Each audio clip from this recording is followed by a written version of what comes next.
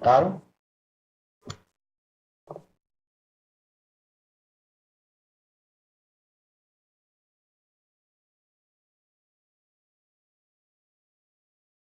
Pessoal, tudo certo? Aqui tudo certo. Então vamos lá. Boa noite. Estamos aqui para mais uma reunião de estudos dos livros Dogma e Ritual de Alta Magia, do Vitor Levi. Dessa vez, a penúltima palestra, a minha última palestra nesse projeto foi bem interessante. Foi uma experiência de aperfeiçoamento, a primeira palestra até aqui, de repensar algumas coisas, de rever tanto o conteúdo dos livros, quanto a possibilidade de realizar algumas coisas. A minha primeira palestra foi um pouco impedida por questões pessoais e ao longo do tempo fomos melhorando, fomos aprendendo mais sobre a atividade em si, sobre o conteúdo da atividade, e as coisas foram fluindo melhor. Hoje nós vamos falar sobre os capítulos 21 e 21, que são a adivinhação no dogma e a ciência dos profetas no ritual.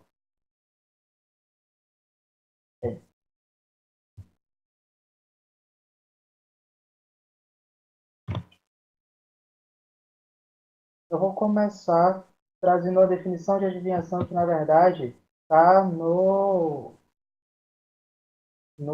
livro já do ritual. Então ele faz Levi diz que a adivinhação é conhecer os pensamentos mais secretos dos homens, penetrar nos mistérios do passado e do futuro, evocar de século em século a revelação rigorosa dos efeitos pela ciência exata das causas. Eis o que se chama universalmente a adivinhação. Isso está no Dogma Ritual de Alta Magia, no segundo livro, A Ciência dos Profetas, no capítulo A Ciência dos Profetas. Basicamente, essa é a ideia que se tem de adivinhação: ter conhecimento das coisas que não estão imediatamente postas, em especial o conhecimento relativo ao tempo, tanto o passado, as coisas que aconteceram no passado, quanto as coisas que vão acontecer no futuro. E uma coisa que eu acho que seria interessante começar com algumas reflexões. Eu não vou ficar tão próximo do texto do livro, porque muita coisa é exemplificação, muito do que está nesse capítulo já foi discutido em outras oportunidades. Eu lembro que no capítulo 9 a gente falou sobre, de certa forma, adivinhação e oráculos. E esse capítulo ele traz algumas coisas que são desdobramentos da palestra passada, dos capítulos que foram estudados no mês passado. Então, eu vou tentar refletir um pouco sobre algumas questões que a ideia de adivinhação trazem. Em primeiro lugar, com relação à adivinhação das coisas que estão por vir. Algumas coisas que são curiosas parar para pensar sobre isso é se eu quero adivinhar as coisas que estão no futuro, se eu acredito que as coisas são absolutamente mutáveis ou não. E se aquilo que está para acontecer é inevitável, então qual é a utilidade que existe de se procurar saber aquilo que vai acontecer? Porque se você não pode mudar aquilo que vai acontecer, se o que vai acontecer está posto, qual é a utilidade que você tem para o conhecimento desse futuro? Você não pode mudar o que vai acontecer, independente do que você faça, aquilo vai acontecer.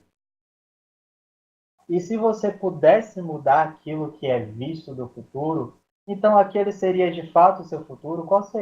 O que seria a adivinhação?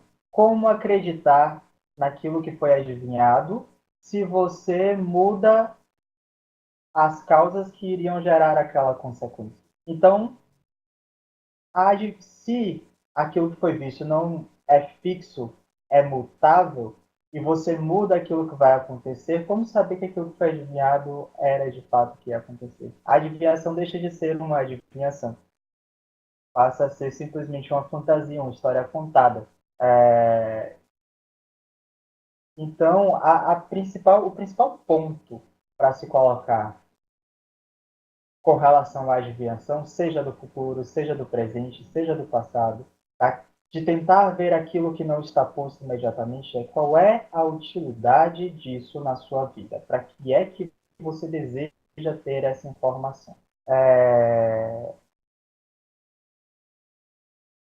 E esse me parece ser que o ponto de gancho, o ponto que puxa justamente o desdobramento do que foi falado nos capítulos anteriores.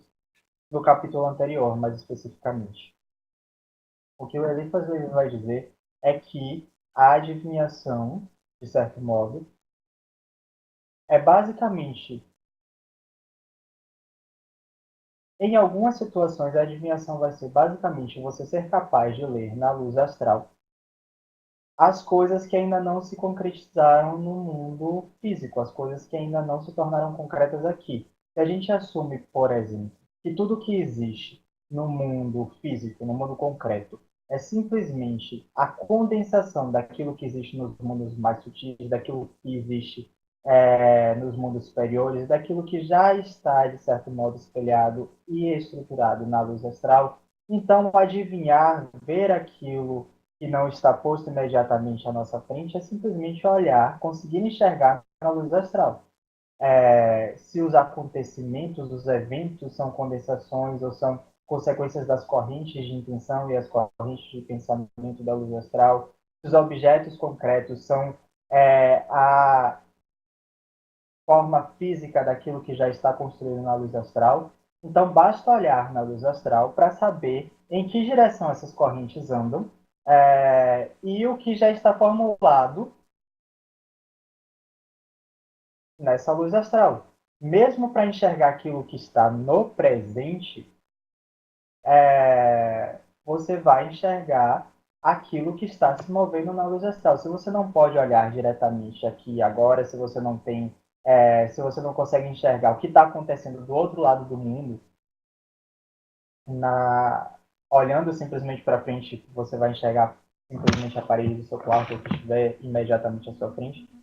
Basta olhar na luz astral e se afinizar com o lugar que você quer enxergar, e você vai enxergar aquilo que está acontecendo nesse lugar, as correntes que estão se movimentando nesse lugar, aquilo que está povoando a mente das pessoas nesse lugar. Você vai enxergar este lugar na luz astral. Isso é adivinhar. E como é que se chega a esse estado? É basicamente o que foi dito na apresentação anterior. À medida em que o homem se depura, em que ele vai se desfazendo das suas cascas, em que ele vai se desidentificando com aquilo que para ele parece ser ele próprio, se desidentificando daquilo que é a vivência imediata dele, ele vai abrindo a sua percepção cada vez mais para a relação que existe entre as coisas e para novos objetos que podem ser observados. Se você para de admitir que tudo que existe é o seu corpo físico e a sua percepção dos sentidos, você vai ampliando a sua percepção. E a partir disso você vai enxergando cada vez mais as coisas que estão em relação. Então, o projeto de se tornar um adivinho de fato, um adivinho consciente, um adivinho que conhece a relação entre as coisas, é a depuração do homem, é a evolução do homem. Isso se dá naturalmente, se tornar um adivinho se dá naturalmente à medida em que você se aperfeiçoa. Tudo no universo está em relação. E os níveis superiores estão em relação com os níveis inferiores. Essa é a lei das analogias. De qualquer ponto que você olhe o universo, em tese, você é capaz de enxergar todos os outros pontos se você souber que aquilo é uma representação do universo inteiro, se você souber que o universo está contido em cada parte dele próprio. E essa é a visão do homem depurado. Ele consegue enxergar em todos os níveis, ele consegue enxergar a relação que existe entre os objetos de cada nível. Ele consegue observar aquilo que está acontecendo imediatamente e saber quais são as forças dos níveis superiores que movimentam as coisas que estão no nível imediato. Ele também consegue ascender e acessar os níveis superiores e enxergar as causas das coisas que se concretizam no mundo, nos mundos densos. Um iniciado de fato, aquele que se depurou e conseguiu alcançar níveis superiores de consciência, faz isso sem nenhum esforço. Voltando um pouco,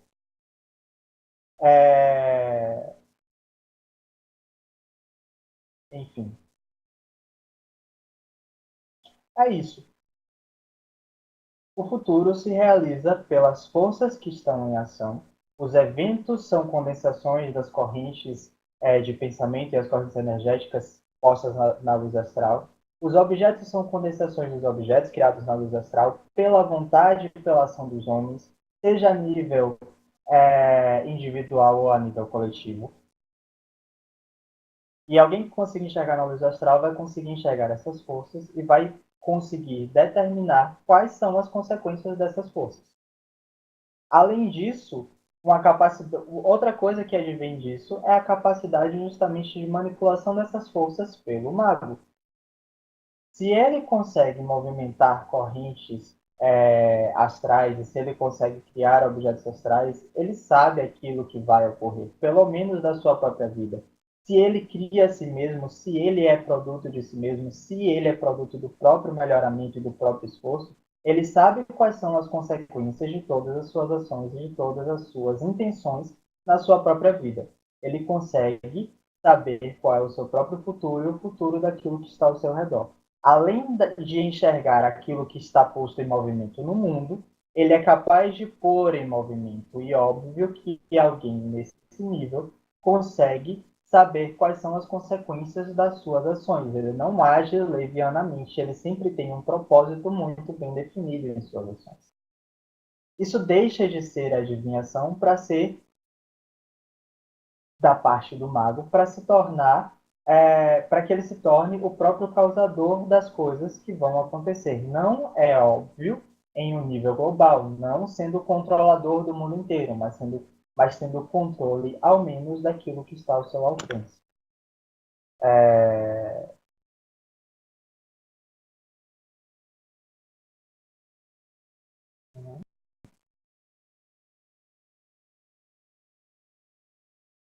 Mais uma vez, agora, de fato, voltando, é importante se perguntar de novo, qual a utilidade existe em saber a causa das coisas que acontecem no mundo denso. Qual a utilidade de saber as coisas que vão acontecer? Qual a utilidade de saber as coisas que passaram? Qual a utilidade de saber as coisas que estão acontecendo no mundo em outras localidades? Qual é a utilidade da adivinhação? Se a depuração, se a noção de evolução posta durante todo o livro, que a gente discute diversas vezes, é justamente não se deixar levar pelos próprios desejos e não se deixar levar pelas correntes que atraem, que carregam o homem, e ser, na verdade, aquele que domina essas correntes e aquele que lida com elas, é de se perguntar qual seria a utilidade, por exemplo, de adivinhar para demonstrar a capacidade da adivinhação.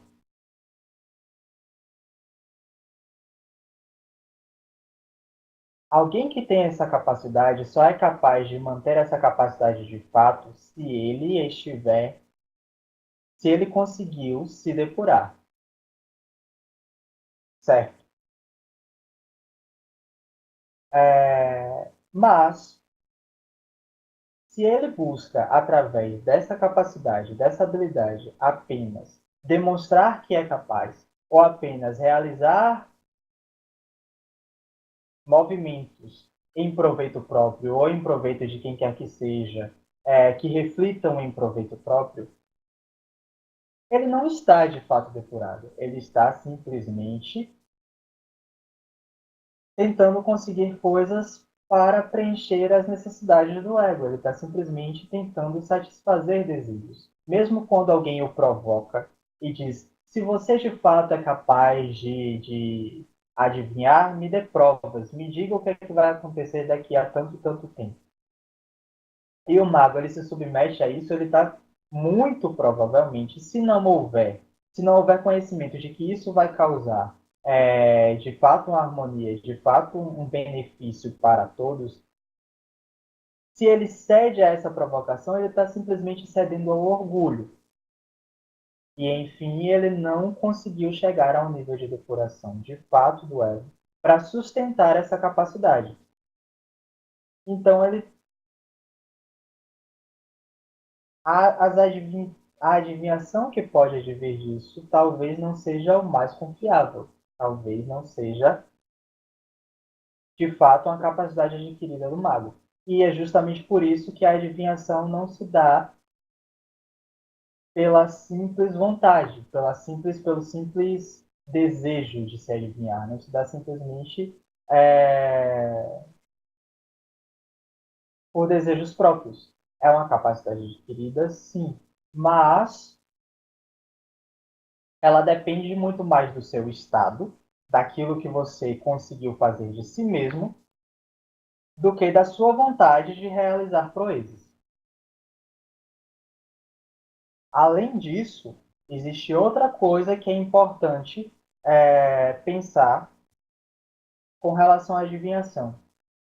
Se a adivinhação é basicamente ler na luz astral aquilo que já se passa na luz astral, entender que aquilo é a causa dos eventos que podem se passar no mundo denso, no mundo físico, é importante saber, mais uma vez, qual o estado daquele que faz essa leitura na luz astral. Porque existem adivinhações que são muito claras, que dizem, olha, tais e tais e tais coisas vão se passar. E outras adivinhações que são absolutamente alegóricas, e que se utilizam de imagens absolutamente simbólicas, difíceis de interpretar e que não deixam, de certo modo, de ser adivinhação. Aqui eu trago outra referência que também já foi utilizada em outros posts da, do fórum, vocês podem revisitar, como eu acredito que o post sobre meditação, isso já foi falado, são os livros Forma de Pensamento e o Poder de Pensamento, da Annie Besant. Especialmente no Forma de Pensamento, ela fala justamente sobre os videntes, aqueles que são capazes de enxergar na luz astral. E ela diz que uma pessoa, quem quer que seja, sempre vai estar cercada dos seus próprios pensamentos, daquilo que ela produz. Para que alguém consiga enxergar os objetos e os elementos externos a ela como eles realmente são, é necessário que ela depure o seu instrumento mental o suficiente e que ela se coloque numa posição receptiva o suficiente para que as imagens que chegam a esse corpo mental não sejam filtradas por pensamentos tortuosos gerados pela própria pessoa. É necessário que ela se desidentifique com a própria produção dos pensamentos, que ela deixe o senso comum de que os pensamentos são a própria mente, que ela se aproprie da mente como um instrumento, aquilo que gera e percebe pensamentos, para que nessa posição ela consiga acolher de fato as imagens da luz astral, sem as modificar, por suas próprias tendências. Em um trecho do livro, ela diz basicamente que o homem, de maneira geral, vê o mundo através dos seus próprios pensamentos e naturalmente matiza todas as coisas com a própria cor. E toda a gama de vibração que o afeta é mais ou menos modificada por sua própria tinta pessoal. Assim é que o homem não vê nada com exatidão até haver aprendido a dominar por completo os sentimentos e os pensamentos. Antes disso, todas as suas observações têm de ser feitas através do seu meio próprio, o qual deforma e empana tudo quanto o afeta, semelhante a um espelho embaciado. Mais uma vez, fica claro que, para ser capaz de adivinhar de fato e adivinhar de forma consciente, com exatidão, é necessário passar pelo processo de depuração, de se desidentificar com o ego e se desidentificar com as coisas que estão postas imediatamente, para conseguir enxergar nessas coisas tanto as causas de determinados eventos, quanto é, as consequências, enxergar os próprios eventos e saber quais foram as causas daquilo que se sucedeu.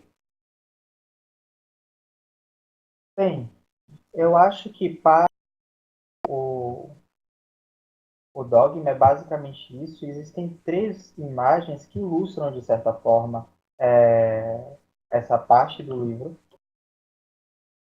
que são três cartas do tarô. A primeira delas, o mago, que é basicamente a imagem da correspondência. Ele, através do domínio da luz astral, consegue condensar tudo aquilo que ele gera nessa luz astral no mundo concreto. Ele é basicamente o ponto central da correspondência. Ele busca mobilizar as causas para gerar efeitos. Então, em primeira instância, de início, o adivinho pode ser visto na figura do mago. Até porque, outra coisa que, desculpa, eu esqueci de dizer, o Eliphas Levi diz nessa parte que existem dois tipos de adivinhos. Existe de fato o iniciado, que é aquele que enxerga conscientemente, de maneira direcionada na luz astral, e existem os adivinhos intuitivos, que são aqueles que, através das impressões que recebem, independente de onde seja, de que por qual meio seja, conseguem ter um vislumbre daquilo que de fato se passa. Por exemplo, as pessoas que têm uma intuição bastante aguçada, as pessoas que têm visões breves, as pessoas que têm sonhos proféticos, esses são adivinhos intuitivos, esses são os adivinhos instintivos. E, de certo modo, o mago ele olha para as coisas e ele consegue adivinhar aquilo que pode vir a se passar e ele consegue concretizar a sua própria vontade. Outra imagem que pode ser vista do adivinho como iniciado é o homem dependurado, que me faz lembrar sempre o mito de Odin, que se pendura na árvore dos mundos. Ele se pendura na Yggdrasil por 9 dias e 9 noites, sendo sacudido pelos ventos de todos os nove mundos, sendo atingido por todas as intempéries. Ele persevera até chegar ao conhecimento das runas. Essa é basicamente a imagem do iniciado. Ele se agarra ao eixo do mundo e não se deixa abalar por qualquer intempérie que esteja ao seu redor. E a partir disso, ele consegue ter domínio sobre todas as coisas. As runas são basicamente formas de objetificar aquilo que é subjetivo. A palavra é uma forma de transformar em concreto aquilo que é apenas intenção. Se a gente para pensar nisso de uma forma estendida, se a gente extrapola isso para o mundo é a concretização é, do verbo pensado, é a concretização da ação, da intenção da ação.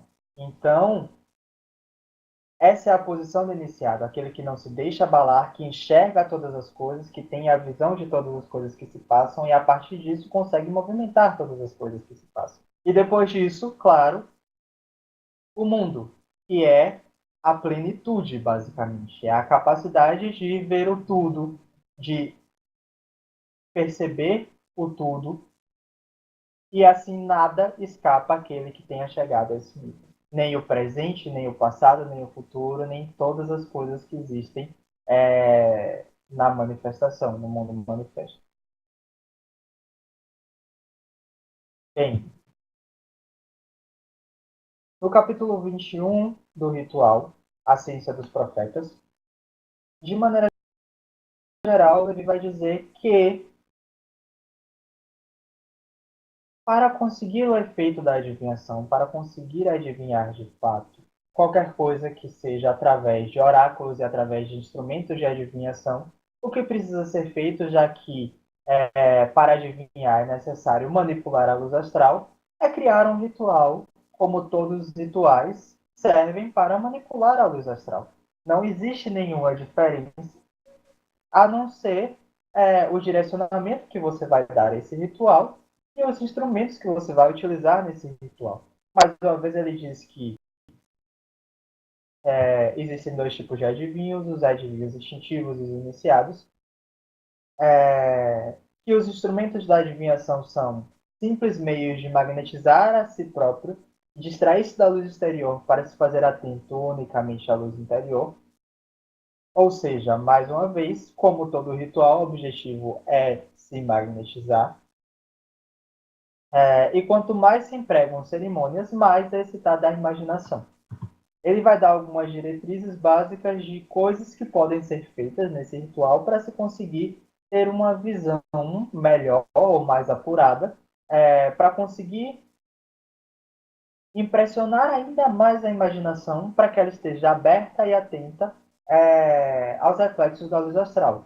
Coisas como a conjuração dos quatro, a oração de Salomão, o uso da espada mágica para afastar os fantasmas, evocar o gênio do dia e da hora e lhe oferecer o perfume correspondente, perguntar ao consulente suas preferências de cor, animal e coisas do tipo, para se colocar em uma relação magnética com o consulente e perguntar ao consulente sobre seus sonhos habituais. Afinal, você vai estar em contato, você vai fazer uso não apenas do seu mundo simbólico, como do mundo simbólico do consulente. E o mundo simbólico se expressa de maneira mais evidente, eu diria, nos sonhos. Você vai conhecer um pouco a maneira como o mundo psíquico do seu consulente se organiza se você conhecer os sonhos dele. E é basicamente isso que se tem a dizer sobre como fazer em ritual para adivinhar. Dos instrumentos que podem ser utilizados, os mais variados. Seja o tarô, que tem que é um livro de símbolos que pode ser que através de uma tiragem você pode olhar e condensar informações ou ter informações condensadas nesse desse conjunto simbólico. Podem ser as próprias runas, pode ser a borra de café, qualquer instrumento que for utilizado. O importante é que você esteja aberto aos reflexos da luz astral, seja naturalmente porque você é um vidente, seja através do uso de rituais. Um ritual que pode ser utilizado para isso é um ritual que está lá no fórum também, que é o ritual do espelho mágico, que nada mais faz do que abrir a sua visão para a luz astral, pelo menos assim eu entendo.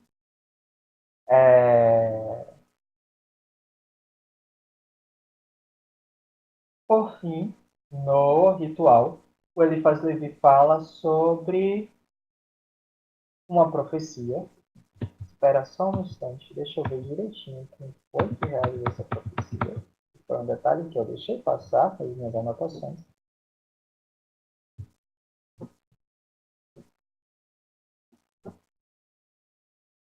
Bom, Tritemo.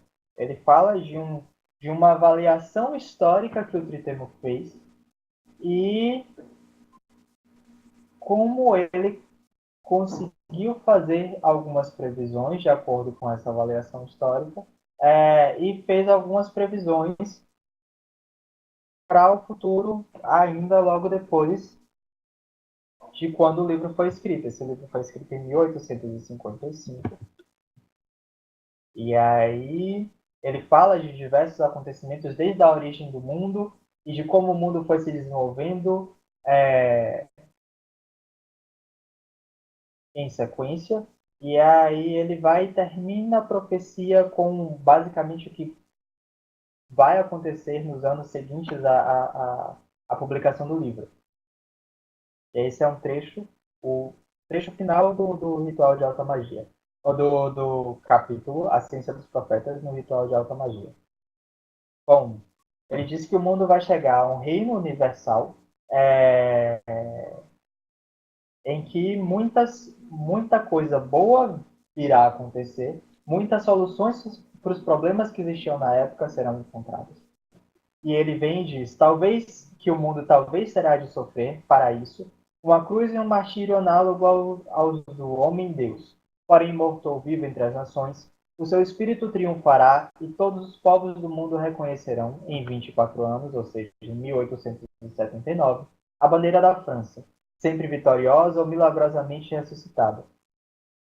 Tal é a profecia de Tritema, confirmada por todas as nossas previsões e apoiada por todos os nossos desejos. A realização desta profecia talvez seja retardada pela vontade coletiva dos homens, mas os ocultistas esperam para o quadriênio de 1912 a 1916 radicais transformações que realizarão a profecia.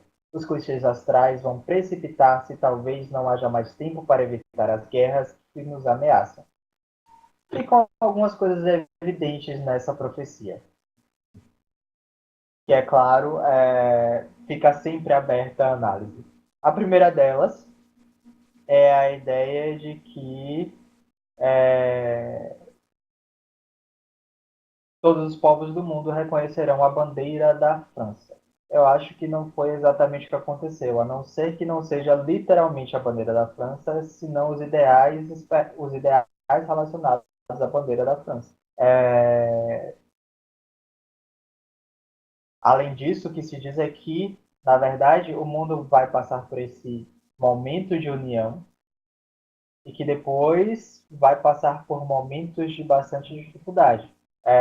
E, de fato, ele diz que se espera para o quadriênio entre 1912 e 1916 radicais transformações que realizarão a profecia.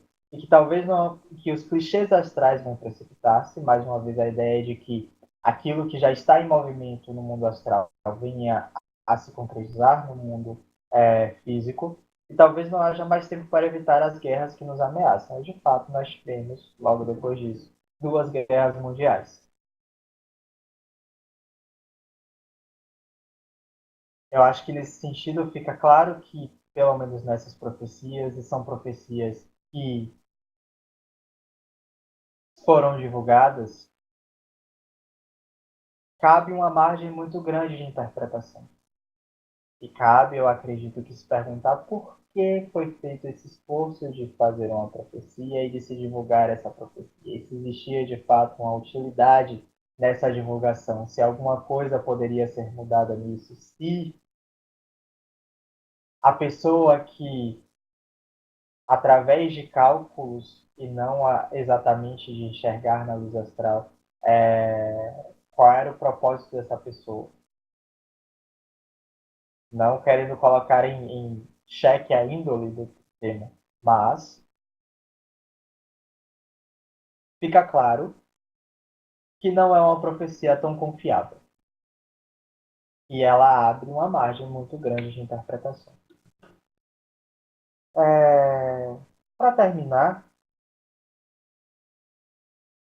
eu acho, para terminar, e fazendo uma síntese desses dois capítulos, eu gostaria de lembrar um texto que eu já tinha lembrado lá no capítulo 9,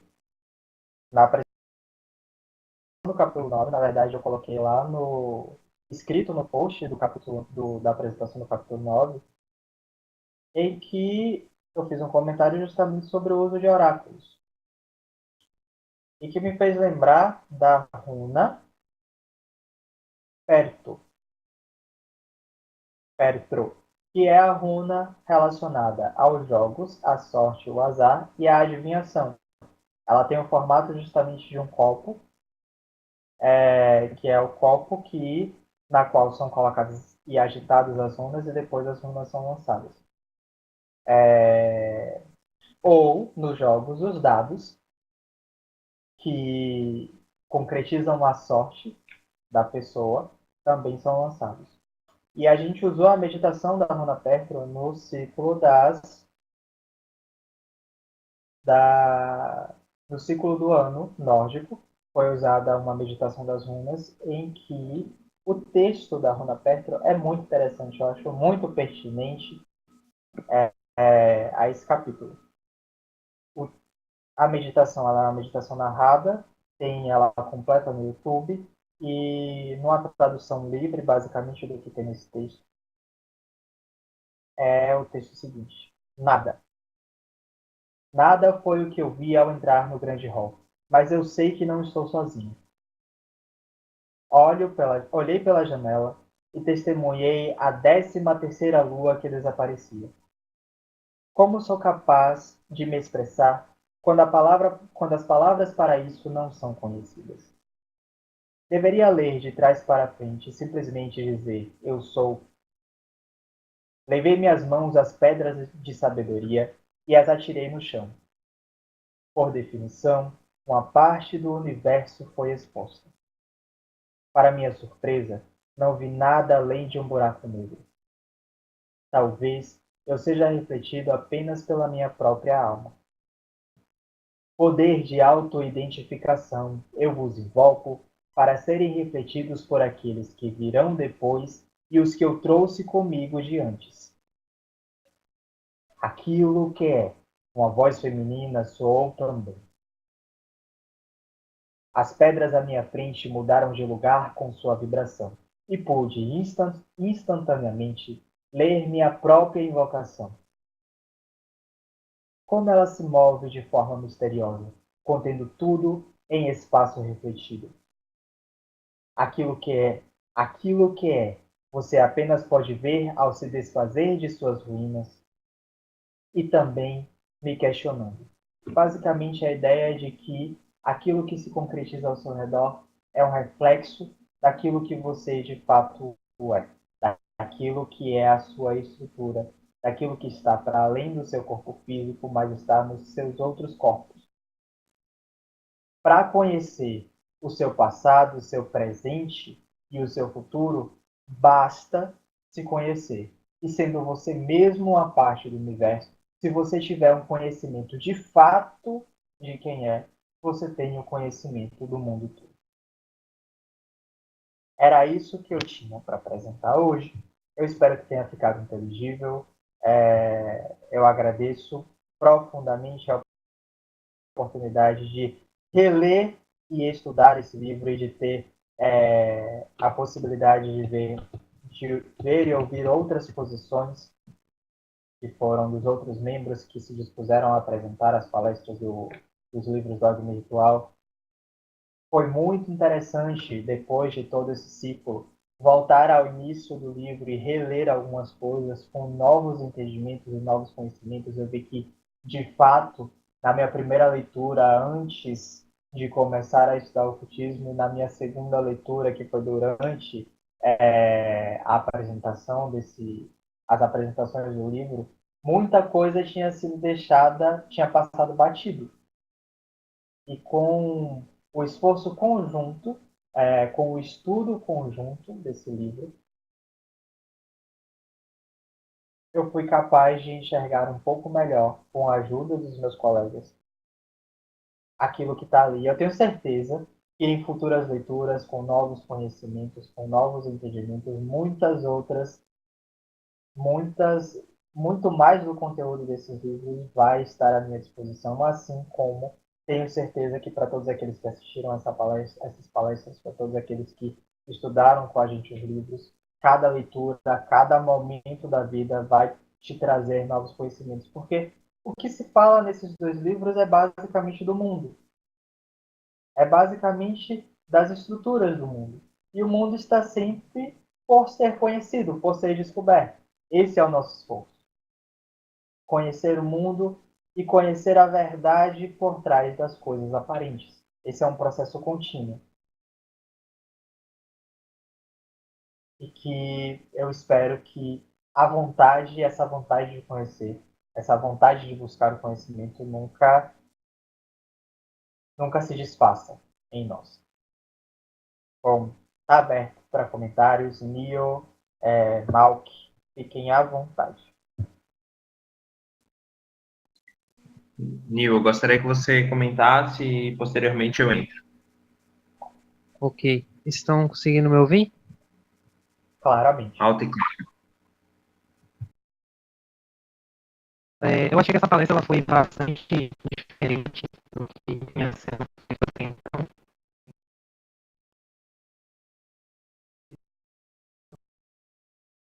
que foi o conjunto todo desse estudo, e não só esse capítulo.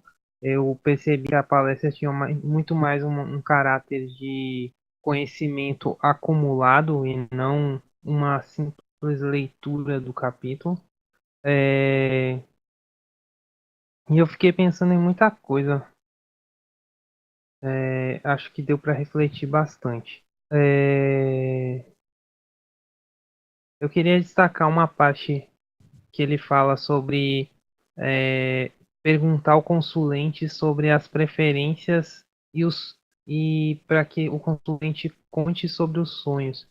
Isso me fez lembrar o que ele fala em um outro livro que é A Chave dos Grandes Mistérios, onde ele fala, eu acho que a palavra é flagon, ele cita um turbilhão que existe em torno de cada pessoa e que seria o, o ponto no qual essas pessoas são magnetizadas em um ritual ou qualquer tipo de operação mágica. É um termo do Paracelso, na verdade, e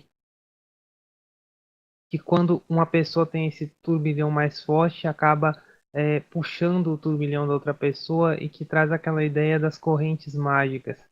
E eu acho que quando ele fala sobre perguntar ao consulente, é justamente para acessar esse turbilhão para que ele possa conseguir fazer essa interpretação, essa profecia, no caso. É, Sobre a leitura do livro, eu concordo toda vez que gente pega para ler Dogma e Ritual, depois passa algum tempo assim, a gente adquire novos conhecimentos e o livro parece que se expande bastante. Uma coisa eu gostaria de fazer um pedido, se tu puder colocar essa tradução da música no fórum, eu acho que seria interessante. Eu acho que ela tem uma letra, esse texto ele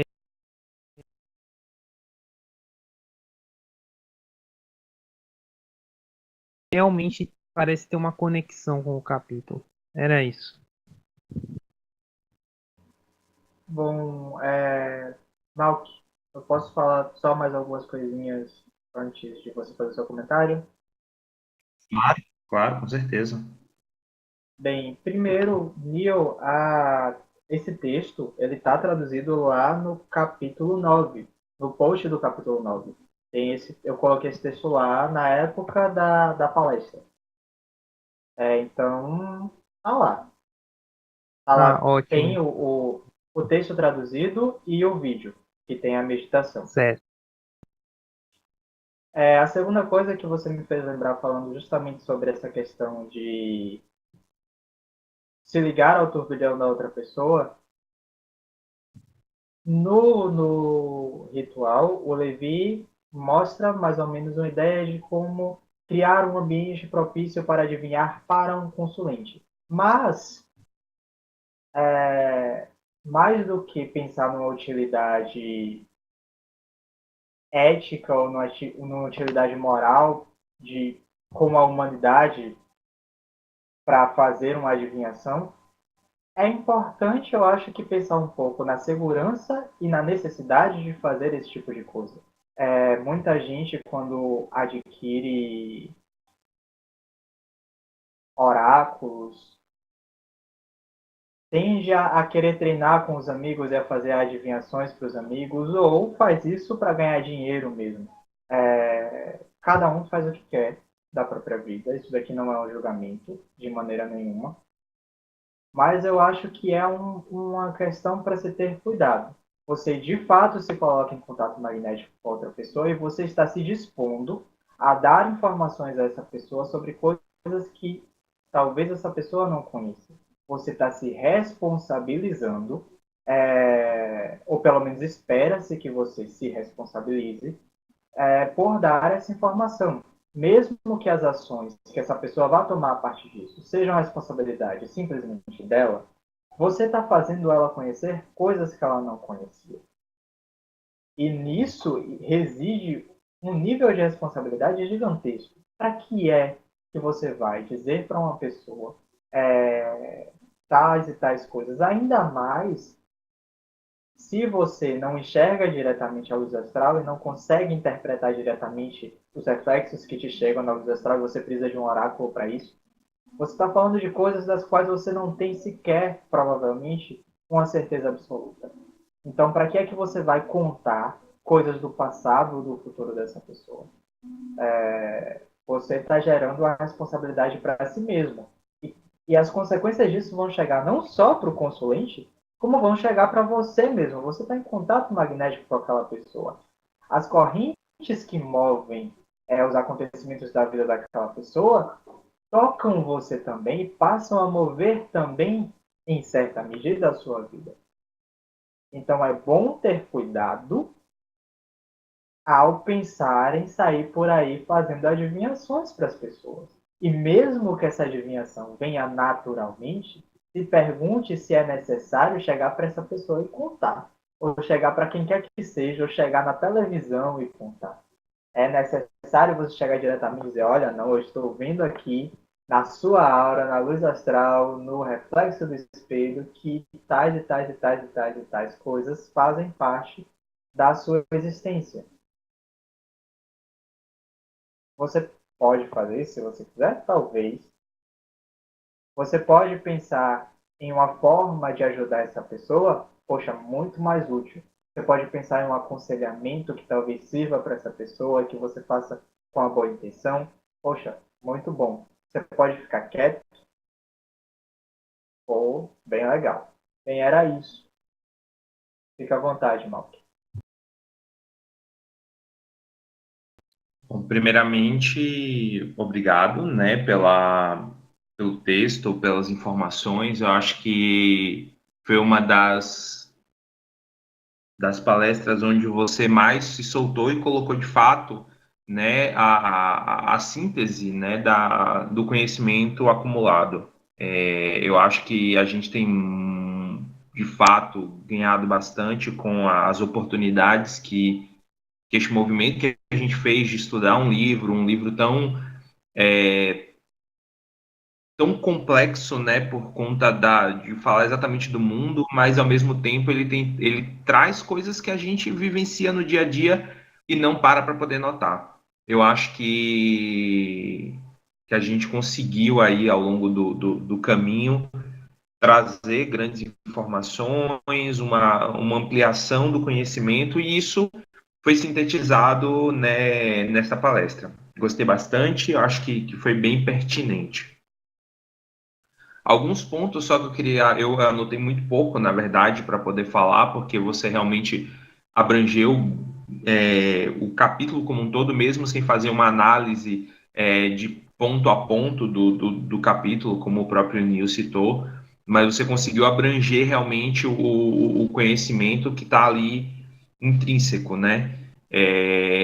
Primeiro ponto é sobre a visão da realidade. Eu acho que assim, a gente, no nosso atual estado, a gente não tem capacidade ainda, né, de perceber a realidade última, né? O nosso objetivo na busca pela verdade é tentar perceber essa realidade última. E nessa realidade última, a gente, em alguns estudos, né, em algumas pesquisas, a gente percebe que o tempo, na verdade, é apenas uma dimensão desta realidade última. E que, portanto, por ser uma dimensão, assim como a profundidade, né, a largura, né, a largura e a altura de um determinado corpo, esta com uma dimensão, ela pode ser percorrida para frente, para trás, enfim, né? E por ser uma dimensão, ela pode ser analisada. E eu gosto muito da visão que é dada, se eu não me engano, no Livro dos Espíritos, eu agora não me recordo qual o capítulo, mas o capítulo onde se fala da previsão do futuro, né, que, na verdade, a previsão do futuro seria o montanha e enxergar de cima o caminho. Ou seja, é como se aquele que se depura, como é bem colocado no texto, né, aquele que se depura, ele é capaz de subir essa montanha, ou seja, ele sai, ele se desidentifica dessa realidade que nós estamos acostumados e ele vai para essa realidade última e consegue perceber o que está por trás, né, o pano de fundo e, consequentemente, ele consegue enxergar, né, os diversos pontos do caminho.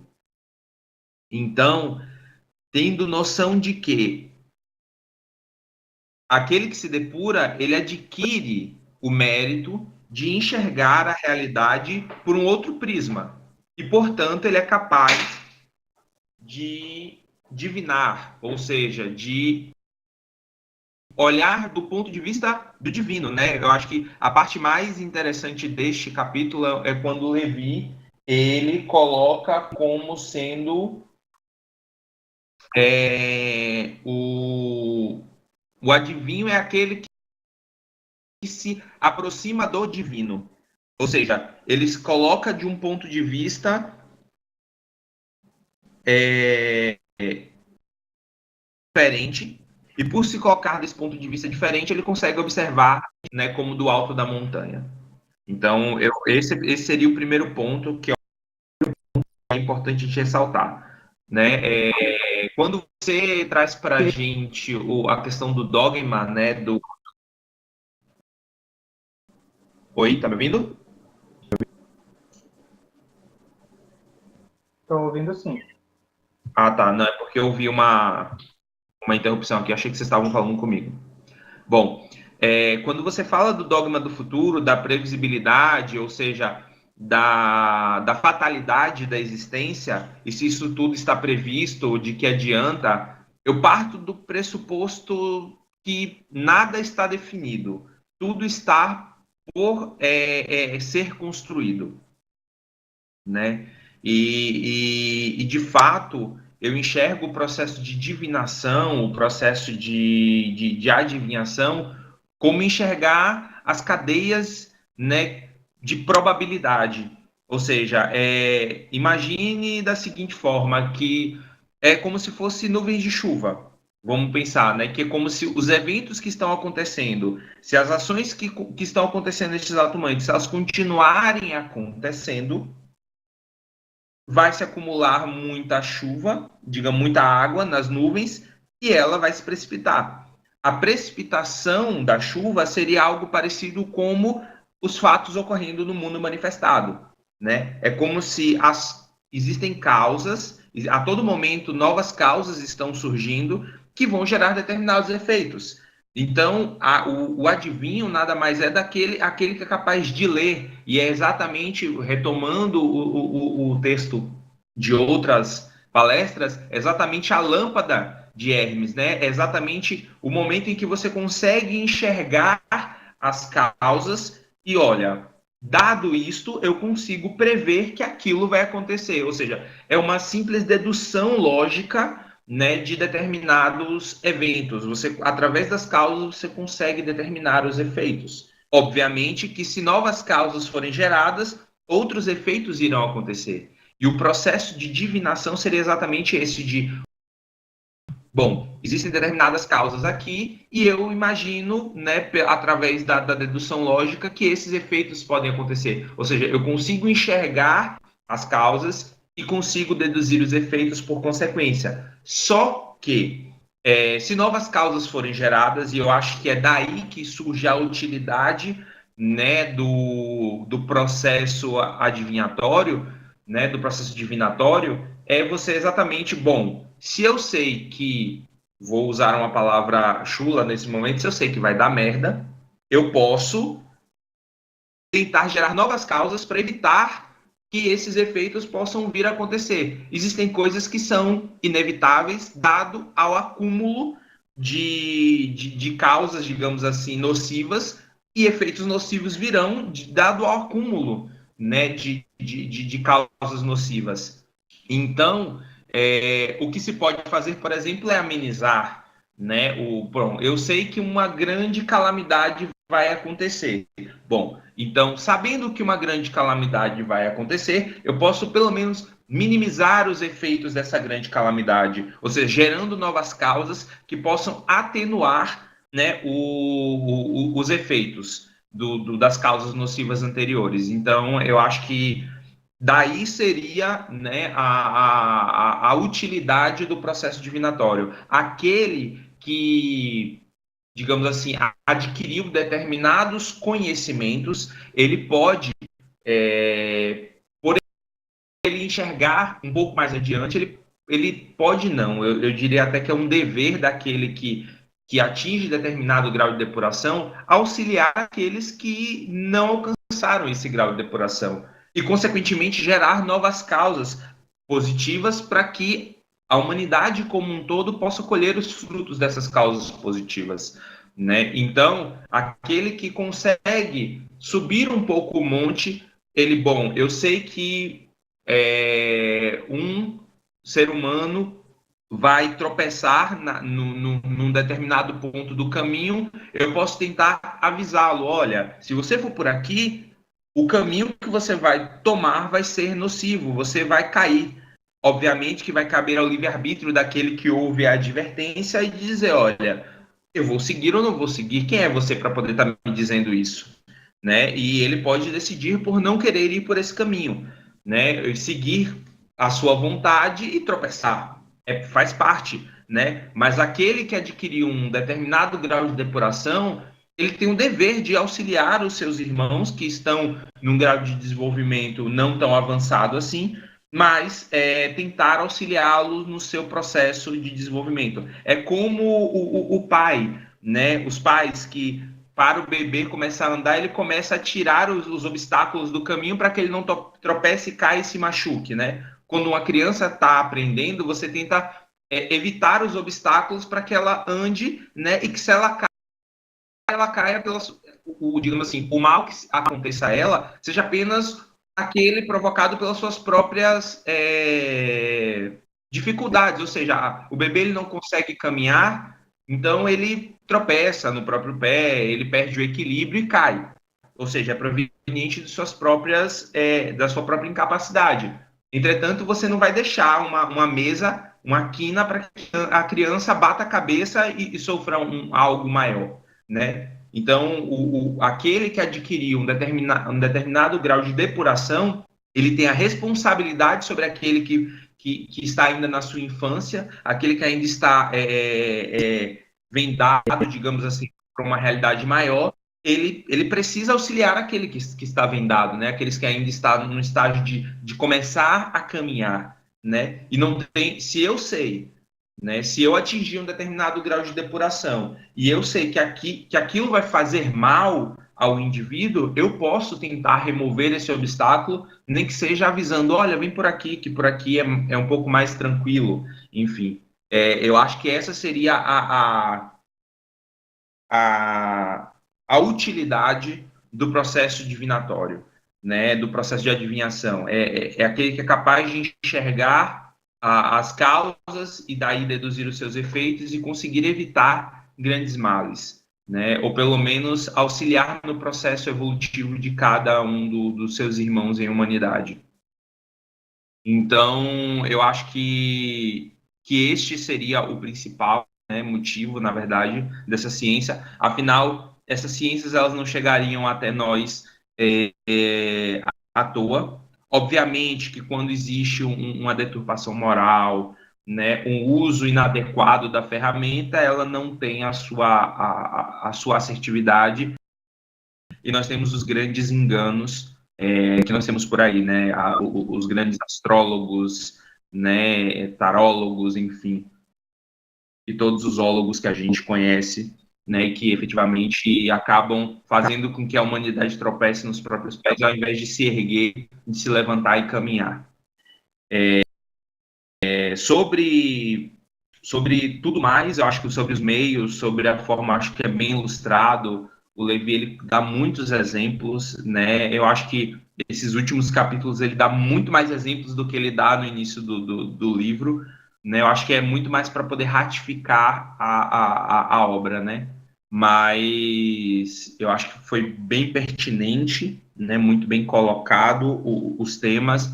Os questionamentos, eles são extremamente importantes, Aren, para que a gente reflita sobre, de fato, a utilidade daquilo que a gente está fazendo e sobre a responsabilidade que nós temos, de fato, ao nos ligar a determinadas coisas e a responsabilidade que nós temos ao adquirir determinados conhecimentos, a responsabilidade que nós temos a utilizar determinadas forças e determinados meios de leitura da realidade.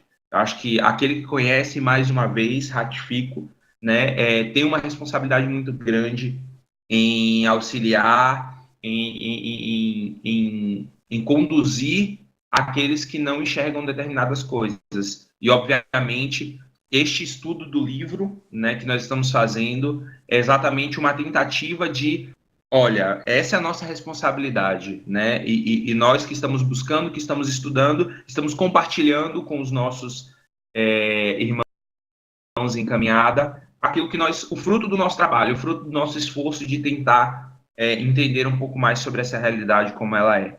Mais uma vez, obrigado pelas informações, muito boa a palestra, muito bom texto, e que a gente possa chegar nessa reta final de maneira a contribuir, né, com todos aqueles que vão ver as palestras, né, que nos acompanharam até aqui. É, o Levi, ele começa o texto, né, citando o Gênesis, né, usando a parte em latim do Gênesis, né, eis que nunca morrereis, né, você se tornará consciente do bem e do mal, que são as palavras que a serpente diz, né, a Eva, quando ela, né, come o fruto do conhecimento do bem e do mal. Eu acho que a obra que estamos finalizando é exatamente isso. A partir de agora, nós temos um conhecimento que é ao mesmo tempo, né, é um conhecimento que estamos adquirindo, que é algo que nós vamos levar para a nossa vida toda, mas é uma responsabilidade, né? Agora nós sabemos, não podemos dizer que somos ignorantes sobre determinadas leis, sobre determinadas coisas, né? E cabe a nós alcançarmos essa depuração que o capítulo tanto fala, né? Esse status de homem divino, de homem que tem consciência da sua responsabilidade e, portanto, pode auxiliar os seus irmãos de caminhada. Bom, é isso que eu tinha para falar. Mais uma vez, gratidão pelas informações. Eu que agradeço. Bem, tem alguns detalhes que eu queria pontuar da sua fala, algumas coisas que eu queria acrescentar também. A primeira delas é que a informação que você trouxe do Espiritismo, na verdade, está no livro A Gênese.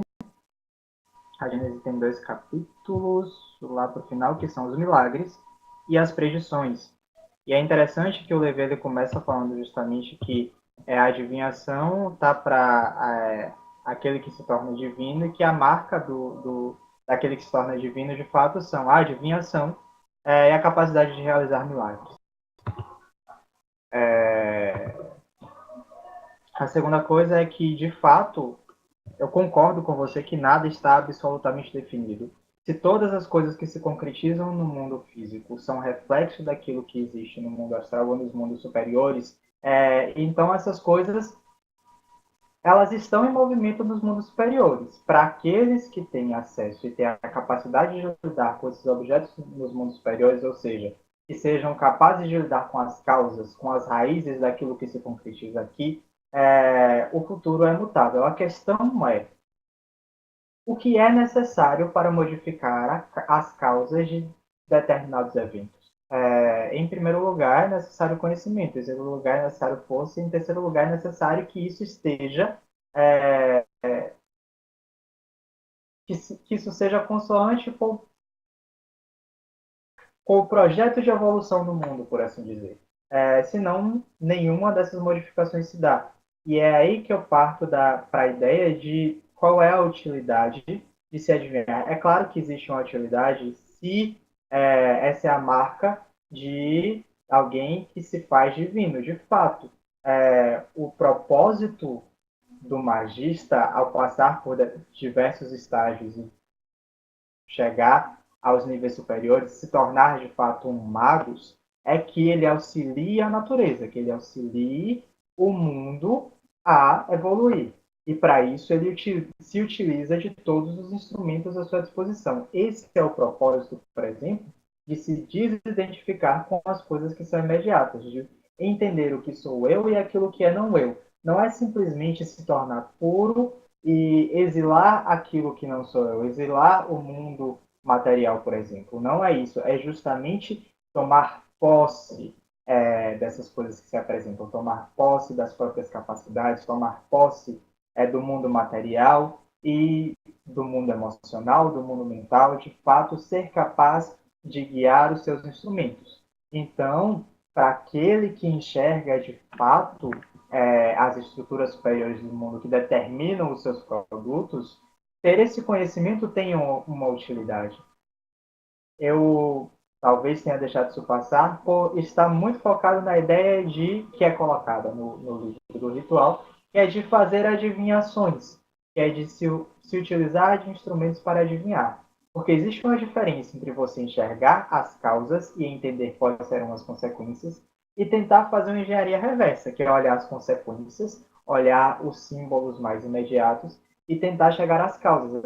Esse é um meio menos exato de se fazer isso. Então, é importante ter em mente o que eu quero fazer a partir do momento em que eu tiver esse conhecimento.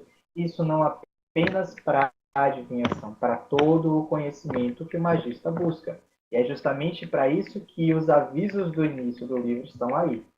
São avisos que, para a primeira leitura, para quem está despreparado, talvez soem como bobos, mas para que esconder essas coisas?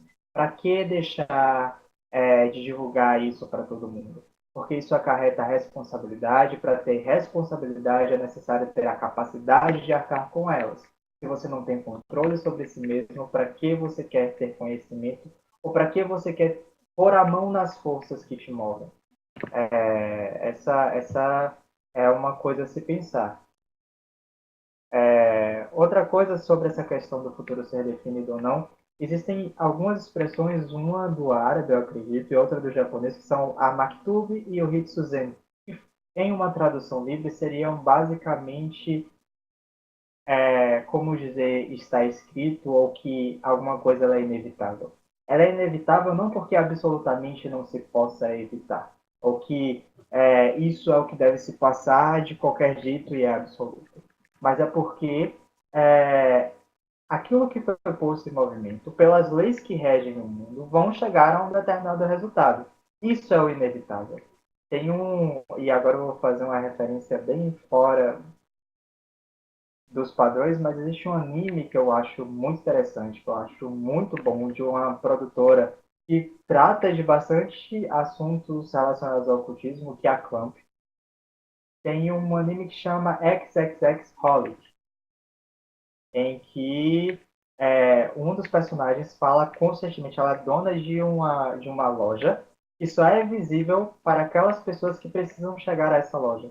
E sempre que alguém chegar lá, ela diz, isso é inevitável. Porque todas as coisas que você pôs em movimento na sua vida lhe trouxeram até aqui. São pessoas que geralmente não têm consciência dessas forças. Isso é o inevitável. E mais uma coisa com relação à necessidade de adivinhar ou não, é justamente se você não tem controle sobre essas forças, para que adivinhar, uma vez que, ainda que isso não seja inevitável, digamos que você não tem controle sobre a sua própria mente, e você ainda acredita que a sua mente são os seus pensamentos, que na verdade são produto da sua mente. Ter controle da mente é ser capaz de movimentá-la e de controlar os seus produtos. Aí, digamos que você recebe a informação de que tal coisa virá a se passar daqui a 2 anos. Aquilo está na sua consciência. E você não tem controle nenhum sobre aquilo.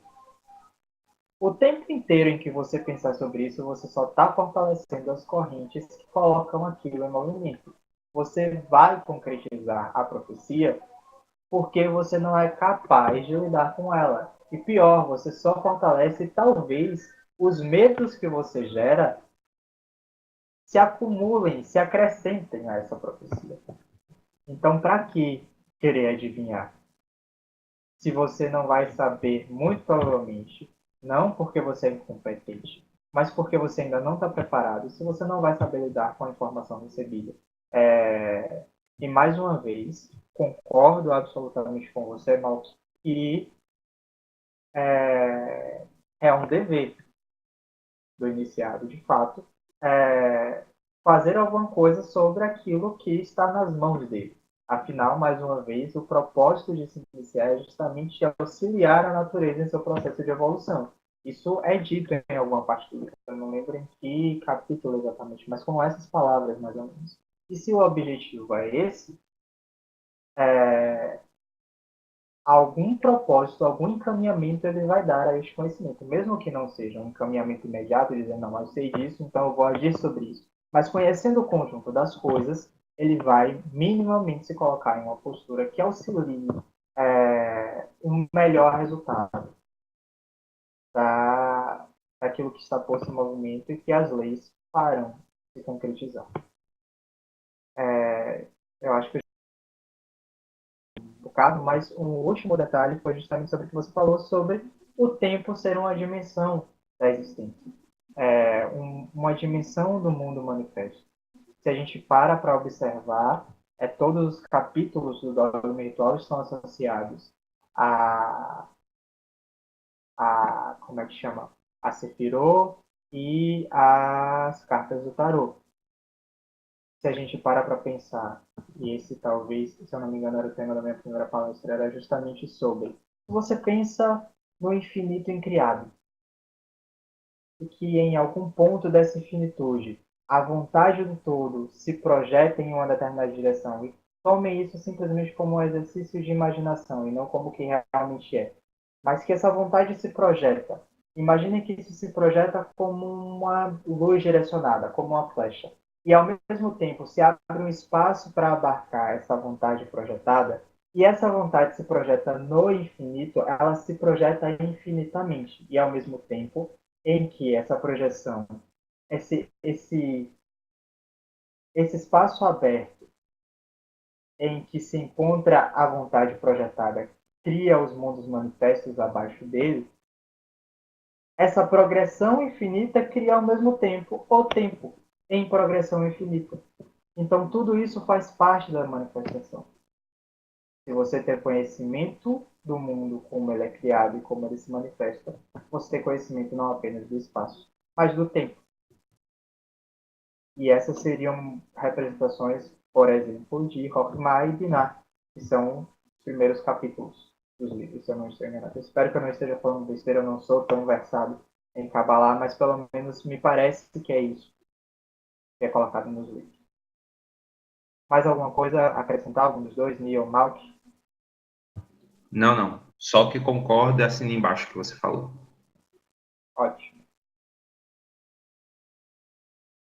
Neil? Podemos finalizar?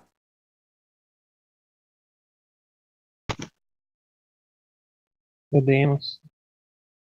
Ótimo. Então, mais uma vez, muito obrigado. Logo, logo essa palestra vai ser postada também. Fica aberta a comentários, a sugestões e a desdobramentos lá no fórum para quem quiser escrever. E é isso. Boa noite. Boa noite.